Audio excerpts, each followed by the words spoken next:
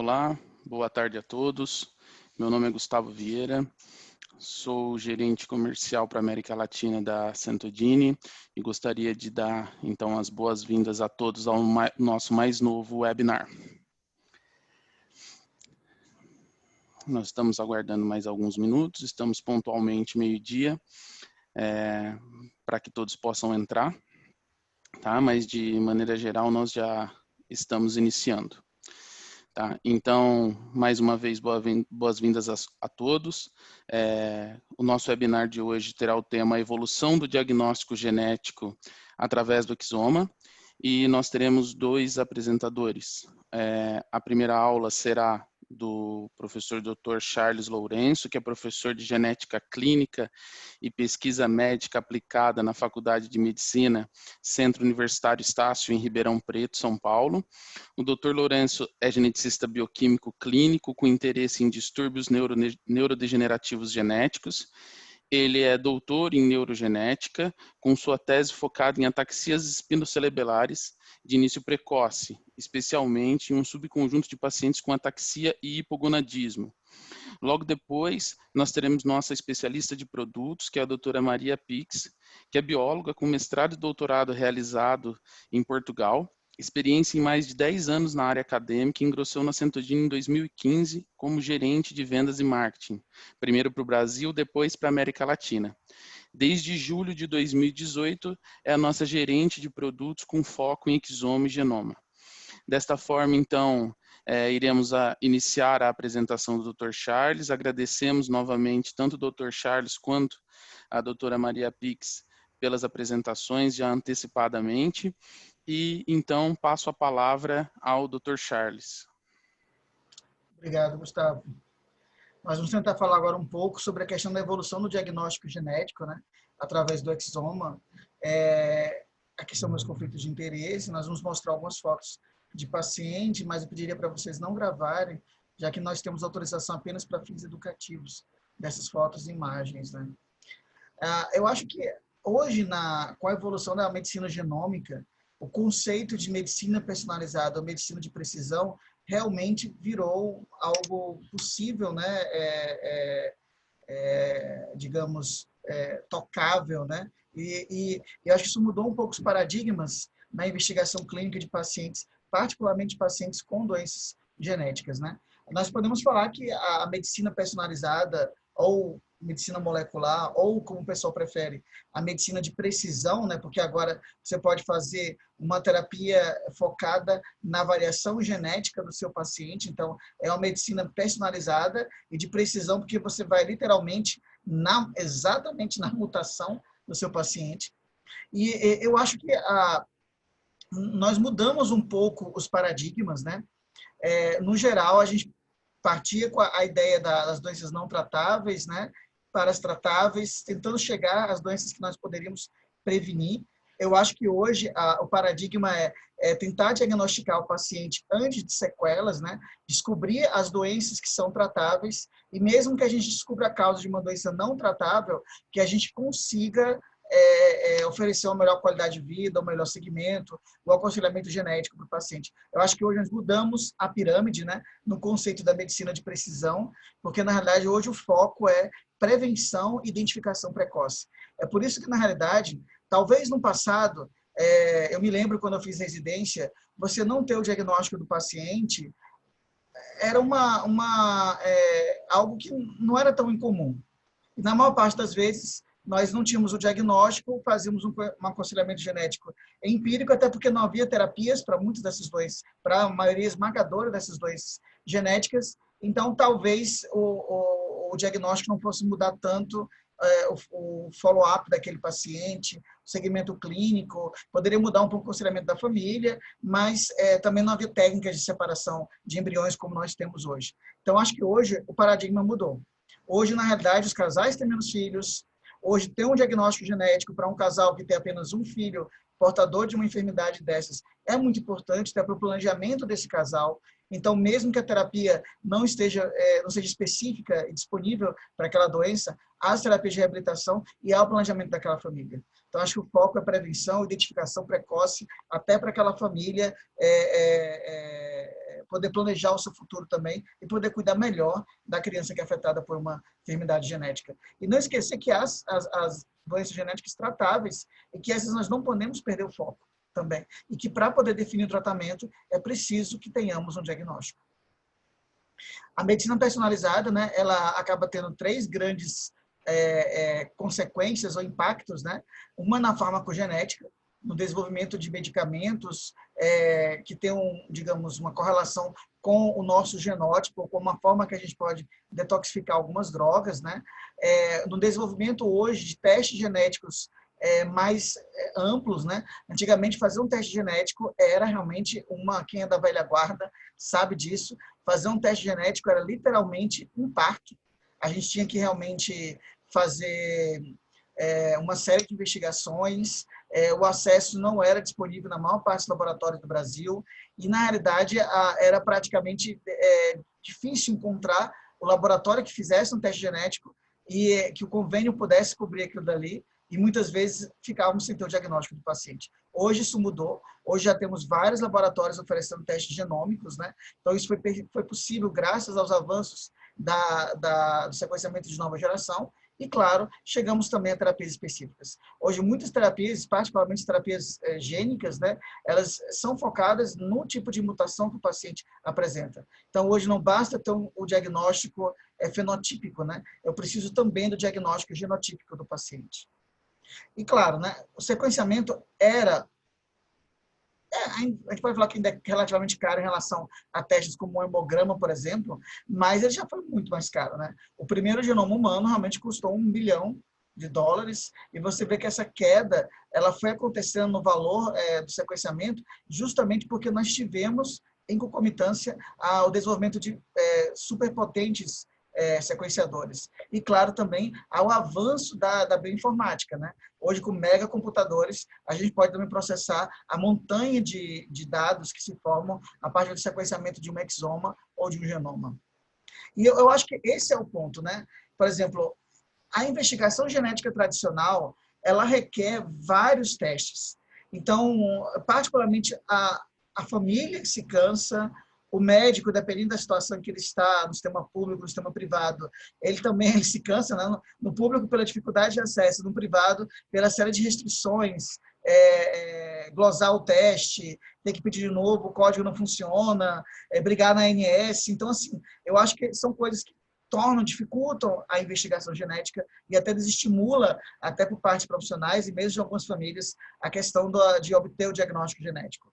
Então, acho que o avanço da genômica auxiliou muito isso, porque em vez de a gente, imagine, né, são mais de 2.100 doenças associadas com sintomas neurológicos, né?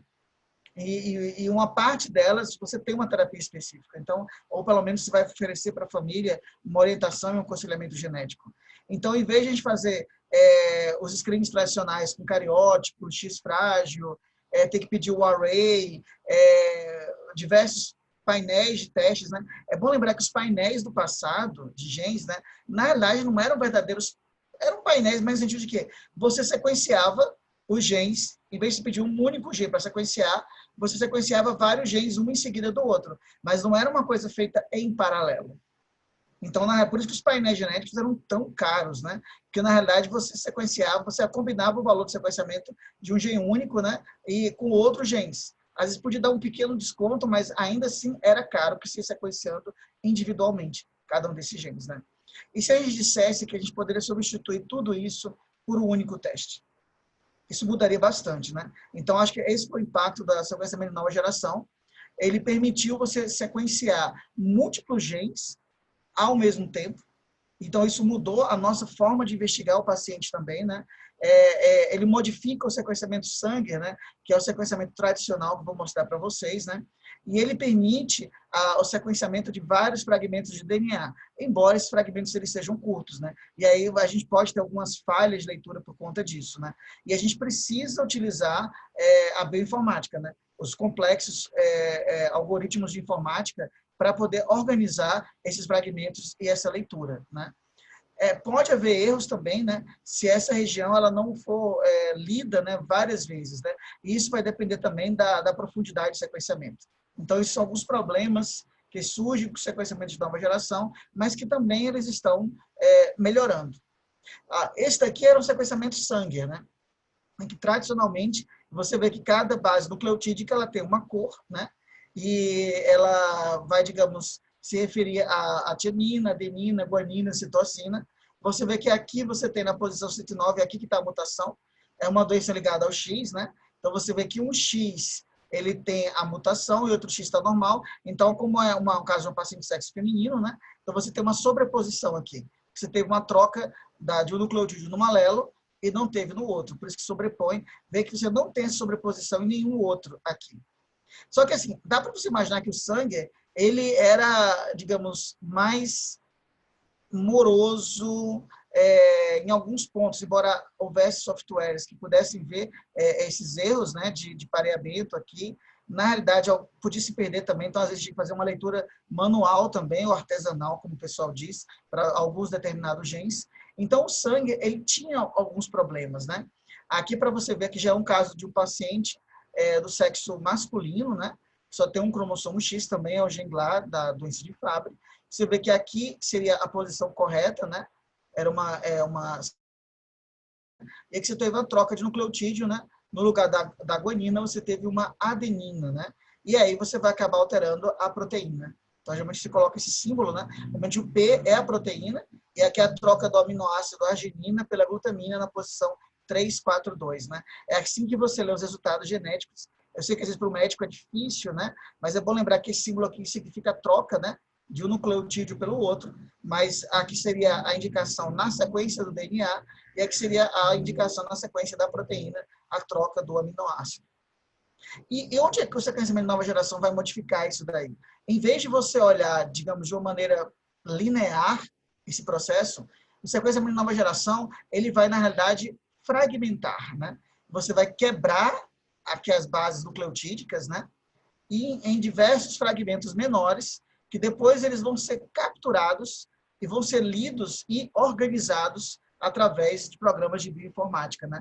É a partir daí que você vai ver que se tem trocas ou alterações nessa sequência. Então, veja que você muda aqui, né? Aqui você agora precisa muito da cobertura, da captação dessas sequências, né? E de programas de bioinformática para poder fazer esse alinhamento e fazer a pesquisa de genes de interesse, isso daí.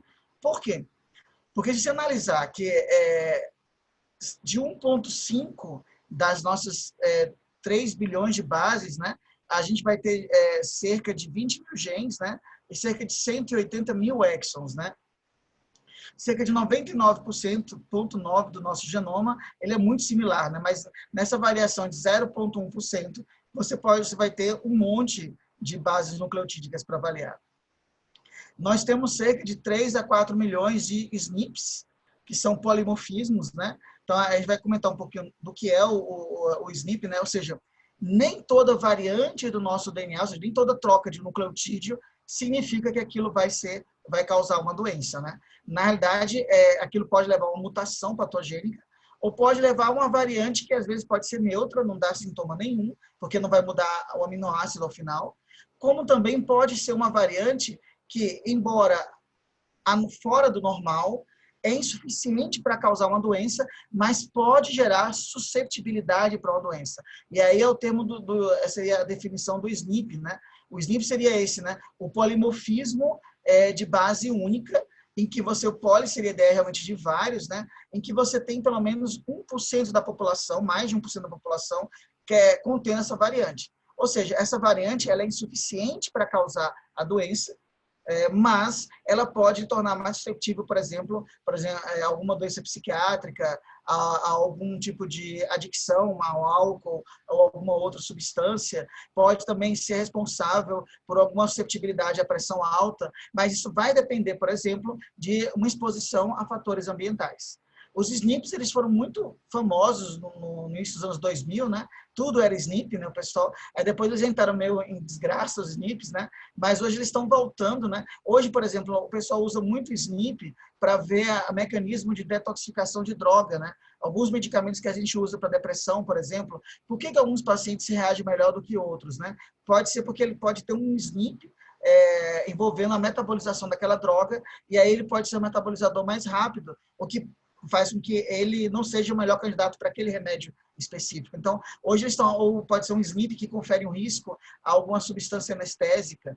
Então, hoje o pessoal está voltando a utilizar os SNPs como fatores de suscetibilidade, né? Mas não como determinantes de doença. Esse é um ponto importante, porque quando você faz uma leitura de um exoma, por exemplo, a gente não analisa SNPs. Certo? Aí seria complicado você avaliar os SNPs. Então, geralmente os SNPs eles são avaliados em outro tipo de teste, certo? Você vê que alguns testes, como daquela companhia 23andMe e outros grupos, né, eles colocam, eles colocam que estão avaliando o nosso genoma, né, mas na realidade não é o genoma, eles estão olhando os SNPs. E aí ele pode dizer lá, por exemplo, se tem risco de obesidade, de calvície. Então, na realidade, aquilo ali é tudo análise de SNP que eles fazem, não é mesmo... Eles procuram até algumas mutações, né? Mas eles não sequenciam genes. Então, ali não é um exoma, não é um genoma de verdade. Certo? Então, só para lembrar, né?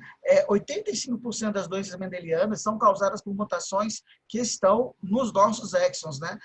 Em um dos 180 mil exons, né? E, em geral, eles correspondem a regiões altamente conservadas entre as espécies. Então, são mutações que vão ter significado clínico.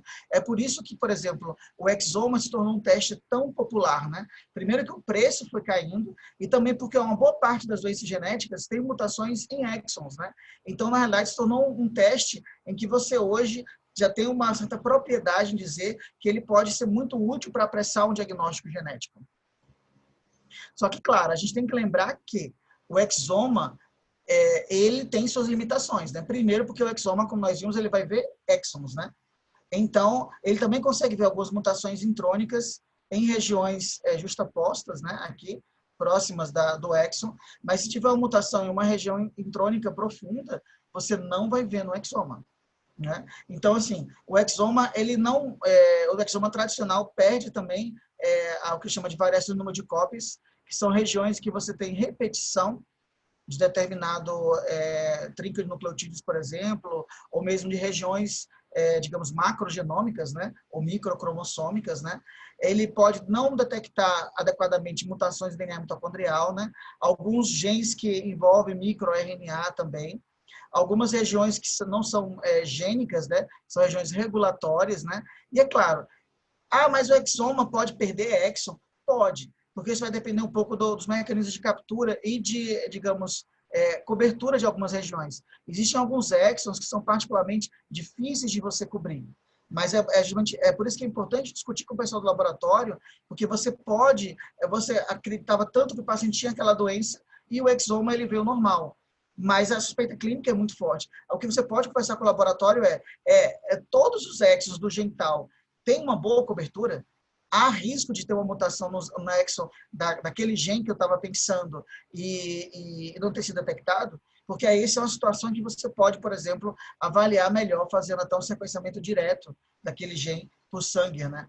Agora, o que a gente sente hoje, é que o sequenciamento por sangue, ele está sendo mais difícil de realizar, até uma boa parte dos laboratórios migrou realmente para sequenciamento de nova geração. Então, assim, na prática, hoje, faz mais sentido você, quando você pensa num fenótipo específico, você pedir ou painel de genes, ou até mesmo um exoma, vai depender da sua acessibilidade, né? Porque aí você já vai direto para aquele gene, ou aquele grupo de genes responsável por aquele fenótipo. O exoma, os exons, ele realmente só corresponde a 1% do genoma, né? Então, a maior parte do genoma não está no exoma, mas como nós falamos, 85% das doenças genéticas mendelianas, elas estão nos exons. E, assim, o valor ainda do exoma chega até 1/6 do valor do genoma, embora o valor do genoma completo ele esteja caindo também progressivamente. Então, no geral, como nós falamos, o exoma ele tem 1% do genoma, mas 85% das mutações relevantes, né? Existem situações no exoma em que a gente detecta não exatamente a variante que você estava buscando. Teve um caso agora recente de um paciente nosso da PAI, que nós estávamos buscando um gene ligado à deficiência intelectual e realmente encontramos isso daí, mas esse paciente também tinha uma mutação patogênica já previamente descrita, responsável pela síndrome do QT longo. E isso para a gente é uma coisa muito importante, porque é um paciente que tem alterações psiquiátricas. A Centogene, alguns de vocês já devem conhecer a Centogene. A Centogene, a gente tem estamos comprometidos a longo prazo com os nossos pacientes e parceiros, e a gente tem um largo portfólio de testes genéticos que vão desde genes únicos até o sequenciamento completo do exoma e do genoma. E hoje a gente está a falar mais propriamente do exoma, e uma das características da Centogene é que estamos sempre a tentar melhorar os nossos testes para proporcionar um diagnóstico o melhor possível e de qualidade para os pacientes e para os nossos parceiros, que ao mesmo tempo possam levar uma diagnose e ajudar em opções terapêuticas dos pacientes. Ou seja, a gente está sempre a fazer updates das mutações de genes, doenças, bancos de dados, e na Centogene a gente não trabalha só com sequenciamento, a gente também inclui sempre a parte fenotípica ou clínica, e também a gente trabalha com metabólicos, com metabolitos, e às vezes também com dados de proteómicos. Na Centogene, a interpretação é o principal pilar para todos os nossos testes, e claro que a escolha do teste ideal não existe, vai depender sempre o que é que o clínico precisa para diagnosticar o paciente. Como o Dr. Charles já falou, pode ser, se tem uma dúvida uma suspeita clara, então não vale a pena pedir um exoma ou um genoma, vai pedir um painel de genes ou um teste de gene único. Pois, na Centogene a gente também tenta sempre balançar o poder de diagnóstico dos nossos testes e também proporcionar uma solução que tenha custo-benefício, seja boa. Aqui é os nossos produtos ou serviços para o sequenciamento do genoma, completo do genoma, chama-se Centoxoma na Centogene. Eu não vou estar aqui a ver em detalhes, porque se vocês tiverem dúvidas ou quiserem mesmo verificar, podem contatar a nossa equipa aí no Brasil ou na Latam, ou mesmo podem acessar o nosso website, onde tem lá as características principais dos nossos produtos, mas basicamente o exoma é um teste muito acurado, rápido, num passo único, e também é cost-effective, e geralmente é indicado para pacientes com sintomas muito complexos ou que não sejam bem claros, ou casos que não há uma diagnose depois de uma, como é que se diz, de uma jornada diagnóstica longa.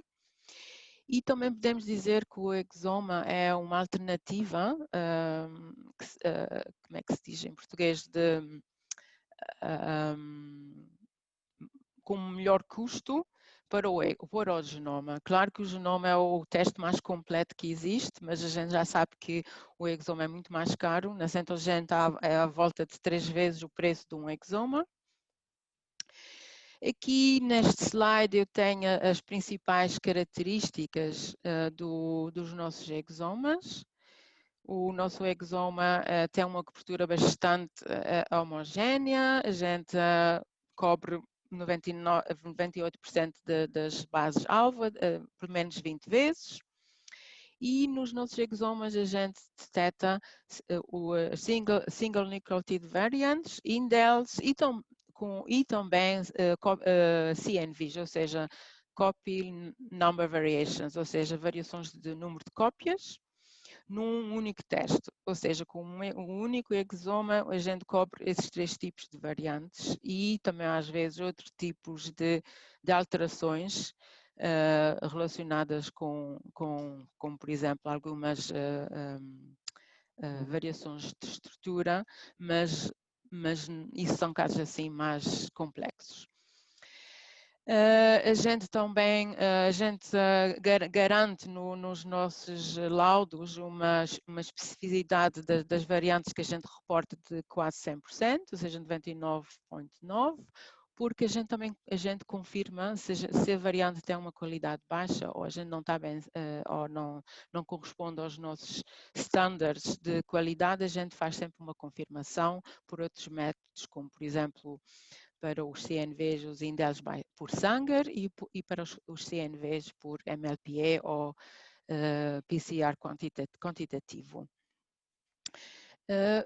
O nosso exoma, então, o sequenciamento completo do exoma, o tempo de resposta regular é até 30 dias úteis.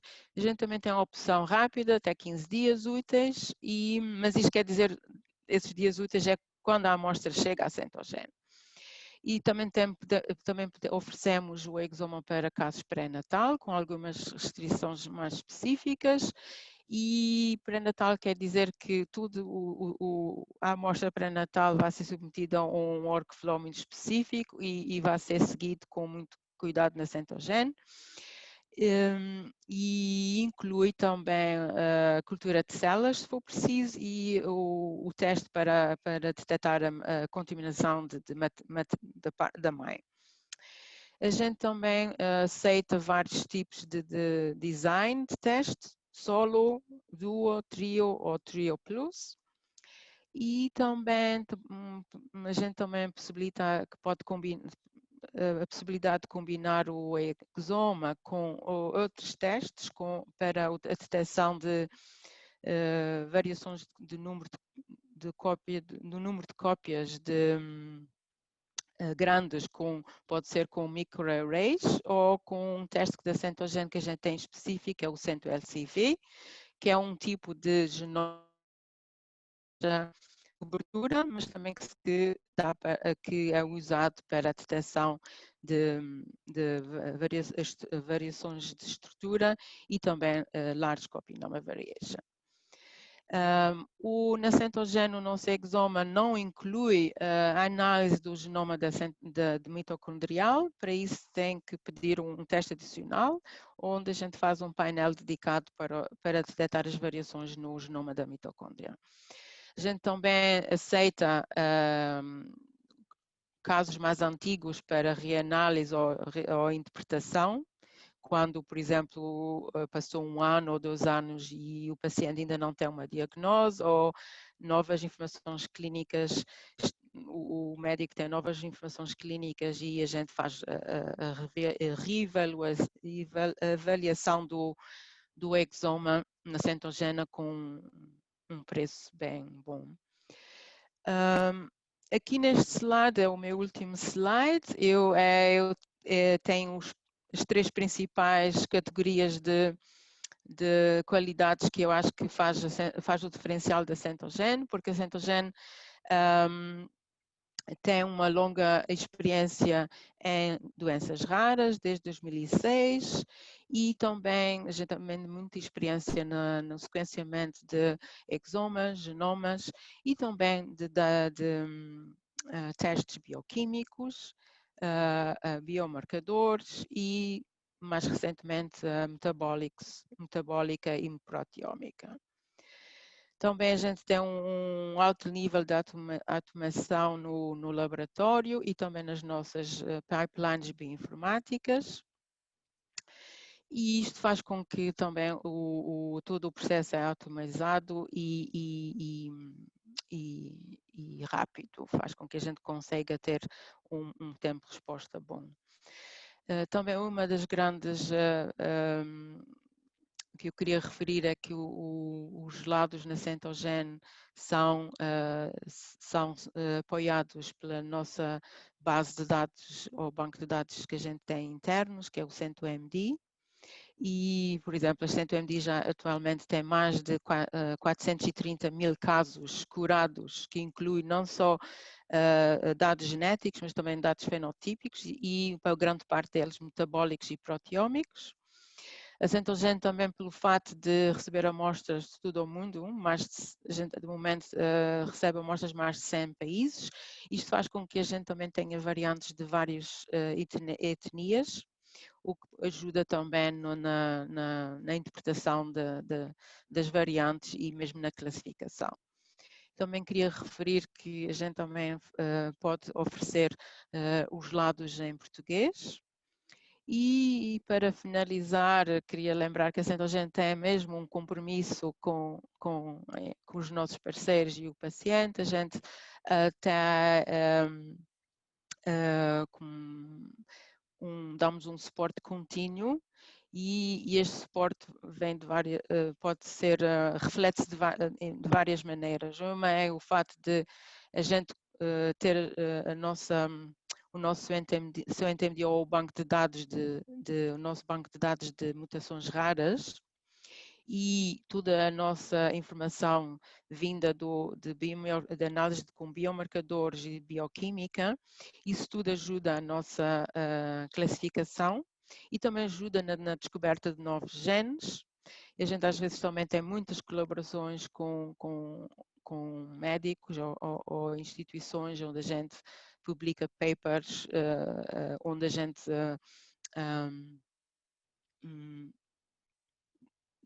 publica pela primeira vez um novo gene ou uma nova variante relacionada com uma doença. Por exemplo, cerca de 60% das variantes no CNTOMD clinicamente relevantes ainda não estão publicadas.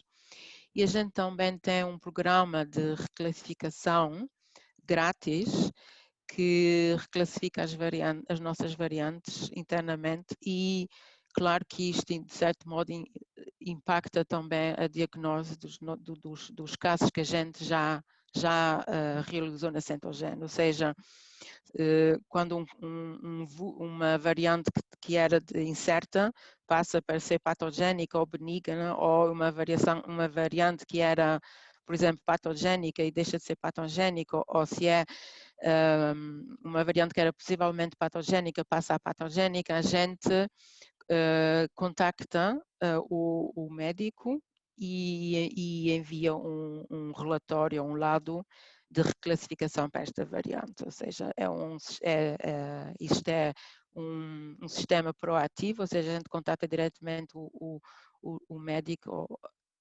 sem precisar que o médico nos contate. E outra é o caso a gente ter a possibilidade de receber pedidos para reanalisar os casos de exoma, que podemos fazer também. Pronto, eu acho que a minha parte era esta, era mais a falar sobre a solução da Centogene. Gustavo, eu não sei se o Dr. Charles já está.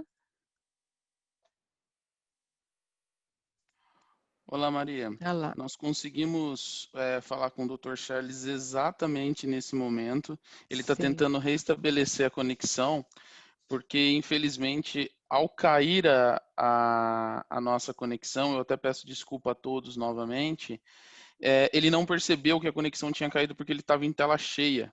Então, ele estava realizando a apresentação, infelizmente. Né? Mas ele acabou de entrar novamente. Eu estava explicando, Charles, que você não percebeu que a conexão tinha caído, correto? Eu vi que apareceu uma mensagem falando que alguém estava usando a mesma plataforma. Então, o que você acredita que a gente consiga continuar? A Maria apresentou, ela fez a apresentação dela nesse meio tempo, né? Então a apresentação da Maria já foi realizada, e se possível, você poderia continuar da onde nós tínhamos parado. Tá certo. Vocês lembram qual foi o slide que parou? Se eu não me engano, era o 17, 18. O pessoal pode nos ajudar falando aqui nas questões. Nós já temos várias questões para que depois nós possamos responder. Então, se você quiser compartilhar a sua tela e colocar por volta desse slide, a gente pode confirmar se foi isso mesmo. Aqui é 17, assim, por que sequenciamento exômico? Isso, eu acredito que tenha sido neste, correto? Eu acho que era este, sim. Acho que era este, sim, o 18. Então, se você puder continuar a partir dele. Tá certo. Tá ok? Muito obrigado. Então, eu vou deixar mudo o meu microfone e fico à disposição aqui. Bem, então aqui nós estávamos falando sobre a questão da do poder do exoma também de revelar mutações que são acionáveis, né? E comentamos também que você pode, através do exoma, fazer descoberta de variantes, né, nucleotídicas. Um aspecto importante, né, que com o sequenciamento exômico e de nova geração, a gente pode diminuir o tempo da odisseia diagnóstica, né, permitir a investigação de pacientes com anomalias congênitas múltiplas, deficiência intelectual, que pode ser provocada por vários genes, né, o atraso de desenvolvimento ou regressão neurológica, que é uma condição importante para a gente ter um diagnóstico mais precoce. E também avaliações pré-analíticas, né? É importante também avaliar aspectos específicos, né, do paciente, assim, se tentar definir um fenótipo, por isso que a dismorfologia ela ainda realmente não morreu, você pode, a clínica é importante para você fazer o diagnóstico, e avaliar também membros da família que possam ter um fenótipo similar, lembrando que existem situações que você pode ter a mutação e não ter a expressão clínica dessa mutação. A questão da dismorfologia, como nós falamos, ela é muito importante porque você auxilia na definição do fenótipo clínico, inclusive porque você pode direcionar a reavaliação, às vezes, do exoma, quando ele vem normal, para determinados genes que você acredita que sejam responsáveis pelo fenótipo do paciente.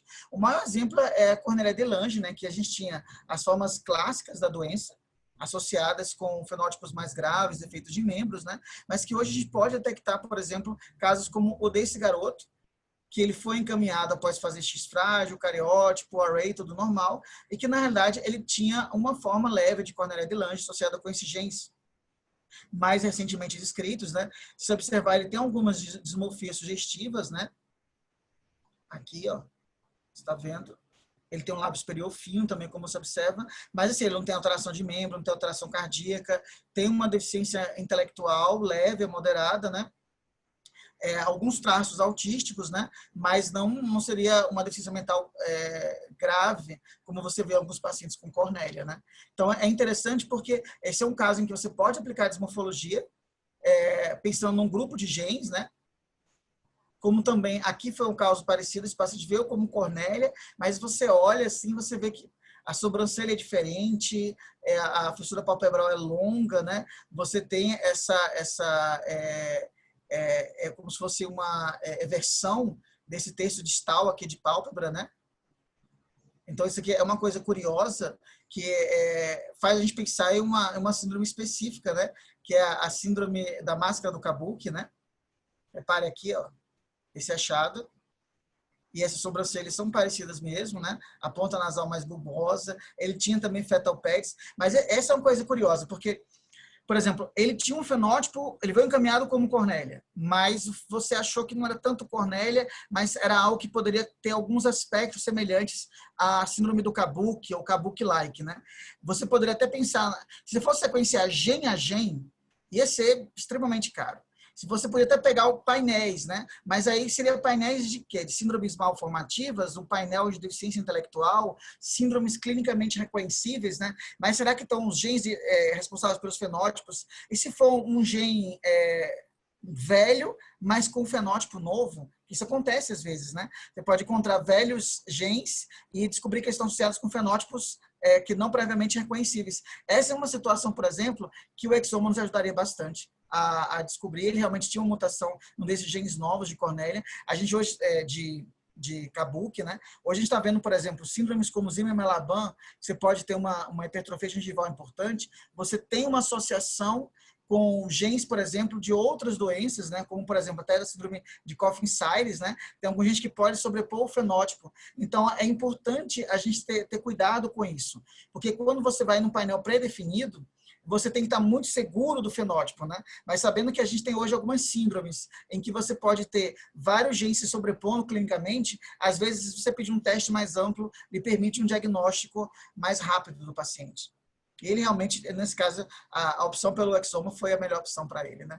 E é bom lembrar também que o diagnóstico do paciente permite também não só você oferecer o aconselhamento genético da família ou explicar a causa do problema da criança, mas também se pode permitir também uma terapia específica, né? Como é o caso da história da paciente Mila, que é uma paciente que foi diagnosticada, né?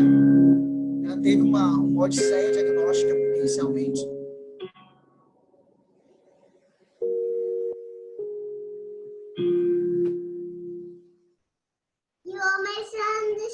Uma menina com 3 anos de idade, completamente normal. Cantando. So our daughter's name is Mila Virginia Makovets. She was born on November 5th, 2010.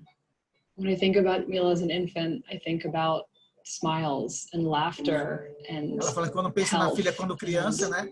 Pensa numa criança saudável, alegre. She was strong enough to hold on to my finger, and I could almost pick her up off the bed.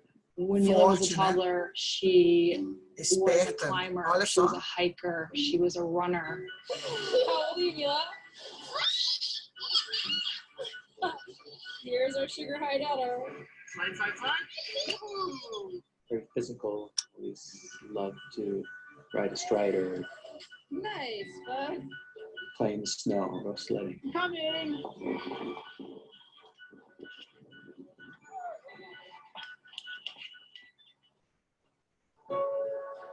Mas eles We viram que noticed havia that algo Mila was alterado com ela, getting né? stuck on her words. She would say, "Mommy, mommy." Eles começaram a ver que ela estava ficando gaga, né? E não conseguia falar direito, como se as palavras estivessem travando na boca Have dela. to, mommy, I have to, and not be able to continue. And then suddenly, around 3 years old, we started noticing that her feet were slightly unturned and she was walking strangely. E também que ela começou a andar meio estranho, com as pernas mais abertas, né? Com postura distônica e um pouco de ataxia também, né? Ó, como tá vendo a And distonia then aqui? at Ó? 4 years old, we noticed that she pulled books in close. Com 4 anos, ela And then precisava agora around enxergar 5 de years perto old, tudo. Mila's feet started moving really quickly and this strange. Com 5 anos, ela começou a ter essas paradas da marcha, que a gente chama de freezing gait, né? Que também uma coisa extrapiramidal. Reparem, começou com uns 3 anos, né? Já estamos aos 5, 2 anos investigando, eles ainda não tinham diagnóstico da Mila, passaram já por vários especialistas. Pit-pattering way, and then she would fall back Aí, on tá her vendo? butt. And every time she stood up, she would fall back and stand up and fall back. You know, we Olha took her só, around to a different piora do doctors equilíbrio, distonia. who never could really kind of figure out what was going on with A her. distonia aqui dos And pés. time passes, and then in just 1 month, everything can change. She could no longer see anything. E ela falou de um mês para o outro, né? Já com 5 anos de idade, ela ficou cega, ela já não enxergava mais. What's brought her so much happiness is playing with her toys and looking at her books and watching TV and playing with her brother. And suddenly it looked like she could no longer play with anything. It's so hard to see such a outgoing little girl not be able to play with other kids and not be able to play with toys and not be able to watch Elmo anymore. Ela falou assim, como é triste ver uma criança pequena não enxergar mais, não poder brincar mais com seus brinquedos, não poder mais ver o Elmo na Vila Sésamo, não poder mais enxergar a vida. Sua filha, né? Que ainda não tem um diagnóstico.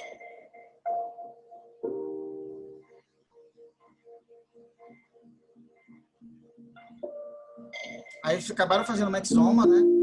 Chegaram ao Children with diagnóstico. Batten disease are Na realidade, ela tem a linfocinose tipo 7, né? Que é uma linfocinose que ainda não tinha, né? Uma terapia. Para tipo 2 existe uma terapia, mas para 7 não. Só que ela foi diagnosticada num local que eles trabalhavam com terapias gênicas, né? E eles viram que o tipo de mutação que ela apresentava era uma mutação que permitia utilizar a técnica de exon skipping, que já tinha se provado possível para a amiotrofia espinhal. Então, baseando-se no estudo a partir do diagnóstico, né? Eles criaram uma terapia customizada para ela, que até foi publicado no New England Journal por conta disso, né? Então, utilizando oligonucleotídeos para linfocinose tipo 7. A primeira e única paciente do mundo com tipo 7 a receber essa terapia tão específica. Não a gente acabou fazendo depois o diagnóstico de CLN7 também, através de exoma, mas infelizmente a mutação da nossa paciente não permitiu exon skip. A gente tentou falar com ele sobre isso, né? Mas até há uma terapia gênica também em andamento para tipo 7, né?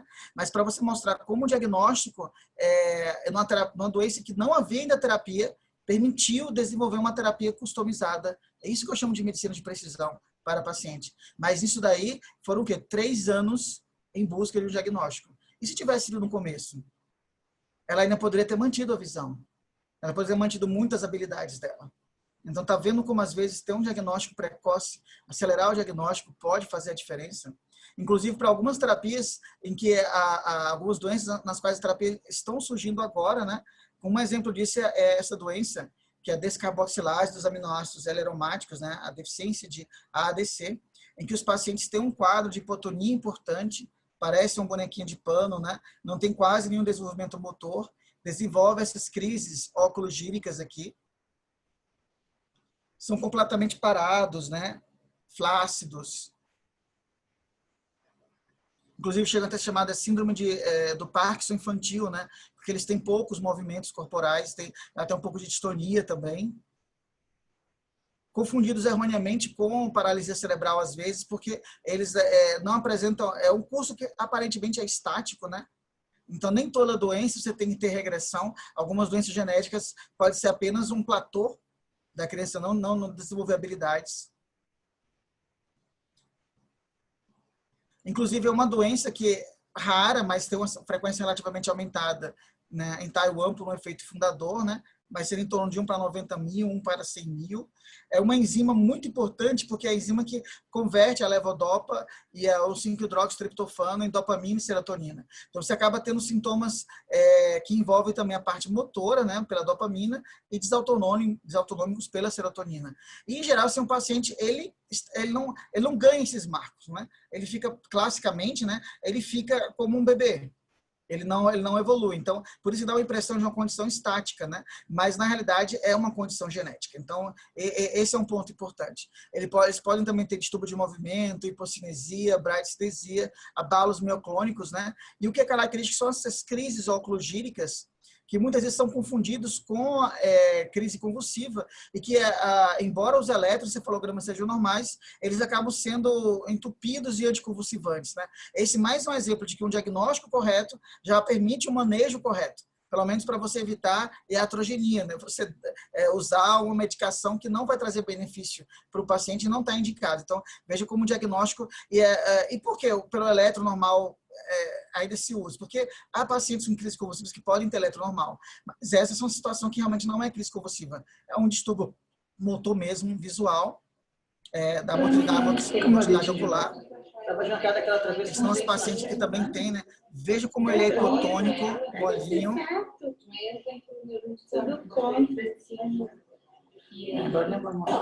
Veja aqui, ó. Ele vai ter uma crise, ó, tá vendo? Uma oculogírica bem rápida. Ele não perde a consciência, né? Mas você vê como ele é molinho, né? Como se fosse um bonequinho de pano. A gente demorou, assim, uns 2, 3 anos para ter o diagnóstico dele. Fez biópsia de músculo, eletromiografias, eletroencefalograma, 2 ressonâncias, coletou líquor, né? Aqui são diagnósticos diferenciais. Pensou que era mitocondrial, que era miastenia congênita, distrofia miotônica. Ele veio inicialmente com paralisia cerebral, depois veio como doença mitocondrial, se suspeitou de epilepsia, se retirou os medicamentos para epilepsia. Então, demorou. Hoje, talvez, com apenas um teste, a gente teria obtido o diagnóstico desse paciente, né? E aqui é um exemplo de uma família que tem a mesma doença daquelas 2 crianças, mas tem uma forma bem atenuada, né? Que foi, inclusive, confundida com a forma de deficiência intelectual sindrômica, né? Com hábitos marfanoides, mas que é a mesma doença, só com a forma atenuada. E descobriram como? Exoma, né? Então, na realidade, foi a questão... Eles nem pensavam que seria deficiência de ADC, nem imaginavam que era uma doença metabólica, achavam que era algum gene mesmo envolvido com a parte cognitiva, né? E de recessivo para se dar consanguinidade da família. Então, vide que foi uma surpresa. A gente sabe que hoje alguns pacientes com ADC, quando ficam maiores, ficam com biotipo mesmo marfanoide, né? Os faces alongados. Acho que eles têm um pouco de queda palpebral, que se pode ver na doença, né? Mas eles têm esses dedos longos que realmente sim, lembram uma síndrome marfanoide mesmo. Mas era deficiência de ADC. Essa paciente também veio como se fosse deficiência de ADC. Ô, Alice. Menina, ela tem movimentos oculares. Ó. Chama o Cauã, chama. Inclusive, foi a mãe de um outro paciente que quase já diagnosticou, né? Falou, isso deve ser igual a doença do meu filho, né? E eu realmente estava achando que era mesmo, né? Era muito parecido, inclusive com as crises oculogíricas, a desautonomia. Só que ao fazermos o marcador da doença e ter sido normal, a gente falou, então não deve ser mesmo, pelo menos... Mas qual seria a forma mais rápida de obter o diagnóstico dela? Podia ser até um painel, né? Envolvendo genes, distúrbio de movimento, né? Extrapiramidal, mas... dependendo do painel, você pode não ter painéis com 50 genes, 60, 200 genes, então poderia ser o caso. A gente chegou a fazer até um painel que a gente conseguiu com caridade para ela, mas é um painel de 10 genes que foi normal. Então, a gente falou, não, a gente tem que tentar, a família não tinha muitas condições, então a gente tem que pensar num teste que a gente pudesse acelerar esse diagnóstico, né? E, na realidade, conseguiu fazer o axoma para ela, e ela tinha mutações em homozigose, em um gene de distúrbios neurotransmissores, mas que não estava naquele primeiro painel, né? Por quê? Porque só existem menos de 10 casos no mundo com mutação nesse gene. Então, aquele painel privilegiou os genes com maior frequência, né? E é curioso porque aqui teve uma mudança na avaliação do paciente, porque pacientes que têm mutação nesse gene, em geral, se você der a levodopa, você piora a condição clínica deles. Então, um caso que está contraindicado a levodopa, que a gente tem que usar outros agonistas, né, como o pramipexol. E o pramipexol teve uma melhora nas crises oculogíricas da paciente. E é curioso que aqui não é uma enzima, né, aqui é uma proteína que está envolvida com a formação de vesículas, né, do sistema dopamina e serotonina.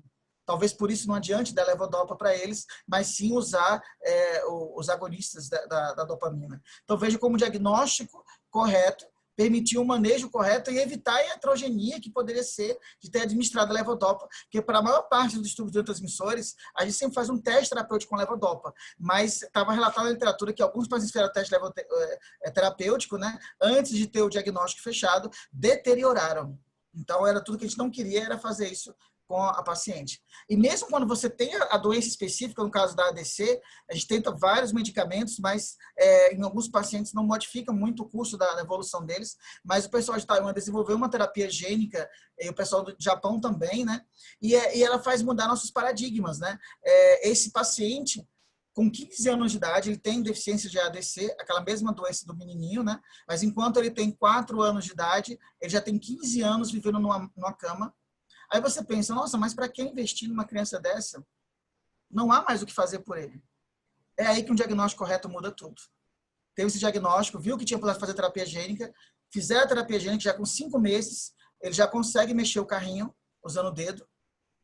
Com 2 anos após a terapia gênica, ele está começando a andar pela primeira vez. Olha só como mudou o faces dele. Ele não está mais na traqueostomia, ele saiu da tráqueo. Então, às vezes, a gente pensa assim, não vale a pena investir, ou para que dar um diagnóstico? Não vai mudar nada. E você vê que às vezes pode mudar. Não acho que é a prova de que toda vida, e nós que já perdemos 100 mil vidas nesse país, toda vida é importante. E ter um diagnóstico correto pode fazer essa diferença para uma vida, para uma família também. E eu acredito que essa possibilidade, essa questão da nova geração, você realmente trazer a luz, né? A luz que pode mudar não só a vida de uma criança, né, mas a vida de toda a família que está envolvida naquele processo e de outros filhos que aquela família pode ter, e de outros parentes que podem se beneficiar desse diagnóstico. Muito obrigado.